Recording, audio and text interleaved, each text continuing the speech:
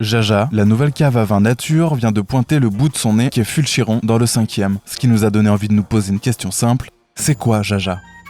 Jaja, c'est d'abord une arche en pierre gorgée de lumière, 2 dames Jeanne, un peu de lecture de qualité, du tissu, des fleurs coupées et des fleurs séchées.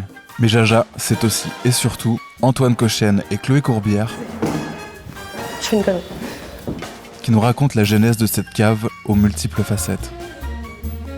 On est la Croix-Rousse à la base, enfin des pentes, j'ai grandi dans les pentes. Je m'imaginais pas forcément quitter les pentes de la Croix-Rousse, c'est là où tout se passe. En tout cas, il y a une clientèle qui est déjà plus affirmée sur le vin nature. On cherchait plusieurs quartiers à Lyon où il n'y avait pas de cave à vin. On a trouvé ce local qui nous a beaucoup plu et on s'est installé ici avec grande joie. C'est pas le prototype de la cave comme on l'entend. Et je crois que c'est le plus beau compliment qu'on peut donner, enfin, en tout cas pour moi, quand les gens rentrent et viennent et passent du temps ici, c'est de nous dire on se sent bien chez vous. Et ça, c'est cool.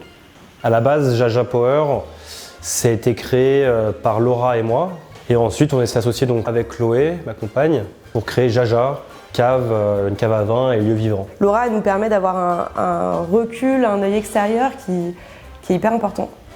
Je fais partie d'un collectif qui s'appelle le collectif Horizon, avec Fanny Magot, Sarah Balader et Clio Nikita Thomasson. On s'occupe, nous, de tout ce qui est de la partie galerie, de la sélection des artistes, de la mise en place, etc. Et on a fait cette rencontre donc avec Chloé Wenfeld, qui est une illustratrice qui travaille à la gouache. L'idée, c'est de changer tous les 2 mois. Des toiles, il y en a beaucoup, mais pas autant que les bouteilles qui se complaisent sans chichi et sans classement sur leurs belles étagères en bois.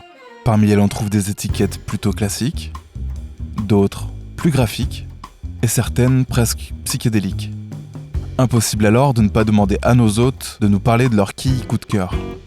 Sylvie et Thierry, Club de Visser, qui est un couple de Hollandais qui se sont installés avec leurs 2 enfants à Lantigné, pas loin de Régnier. On a vraiment un coup de foudre pour leur projet, ils ont tout quitté la Hollande pour s'installer là-bas. On allait les voir à leur début, on a suivi un peu l'évolution de leur premier millésime et on est hyper contents et fiers de travailler avec eux. C'est super bon, c'est assez original. Victor Beau, du Languedoc, qui est juste au pied du Pic Saint-Loup. Un des premiers que j'ai rencontré par Antoine. On a passé du temps chez lui, il a passé du temps aussi ici.